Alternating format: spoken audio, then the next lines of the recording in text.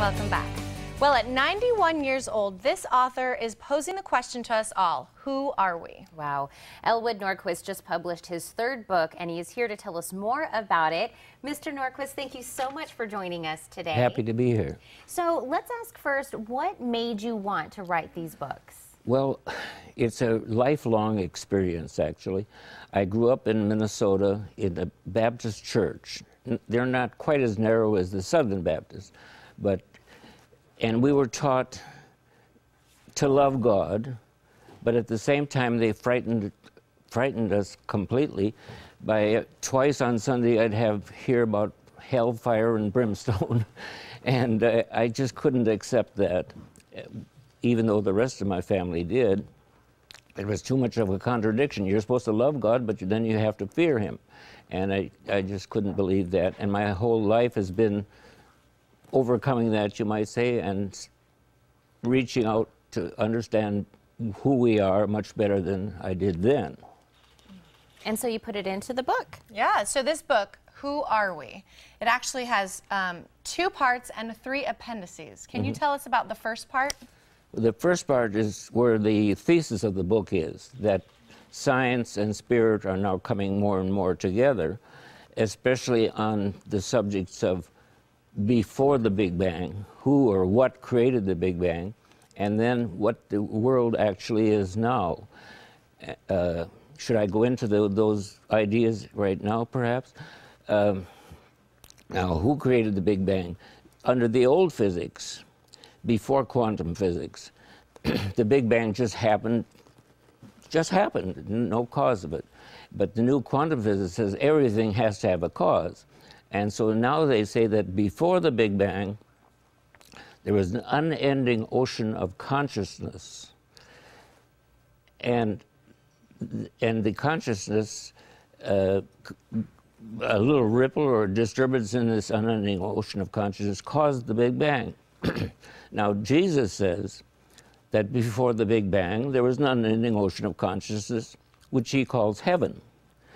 And in heaven, a tiny mad idea occurred in your mind, in my mind, because supposedly we were all there, all people that have ever been born or ever will be born, we were there in heaven with God.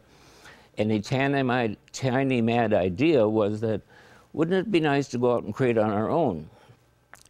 And this idea built up and built up until finally we decided to create the universe as a place where we thought we could hide from our Creator. And so that caused the Big Bang. Now, science says that before the Big Bang, there was an unending ocean, and a tiny ripple occurred. So they're basically saying the same thing, what caused the Big Bang. And then since that, the big agreement now is that the world, according to the quantum physicists, there is no world. It's just a mad idea that the world is just a figment of our imagination now. We're dreaming it all. And Jesus says when we wake up from the dream, the world will simply be gone. It'll never be destroyed. It'll never be hurt in any way. It'll simply disappear when we no longer believe it's there. And the quantum physicist is saying the same thing, that there is no reality.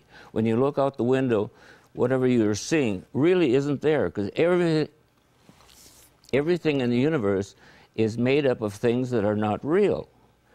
And so there really is nothing out there.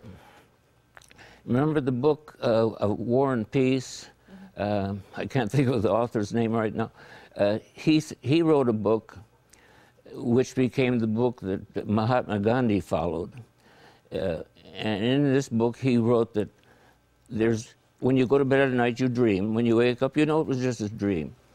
Likewise, in our whole world, we're just dreaming, and one day we're going to wake up and realize it was just a dream.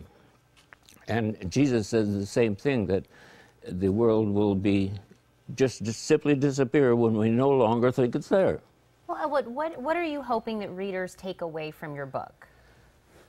Well, basically, to show that science and spirit are saying the same thing. And more, of course, there are some scientists who still would oppose these ideas. But I'm so dry. That's okay. And so that's what you're trying to give That's basically the thesis of the book. Yeah. And then in part one also, beyond the thesis, the book is very optimistic. There's a chapter called A New Golden Age. And we entered this new golden age in 2012. And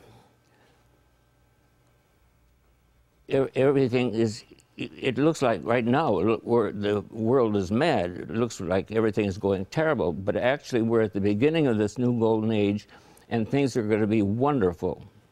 Excellent. Well, Mr. Norquist, I just want to thank you so much for coming on our show today and telling us a little bit about your book. We're going to tell our viewers how they can find it. Thank you so much. Okay.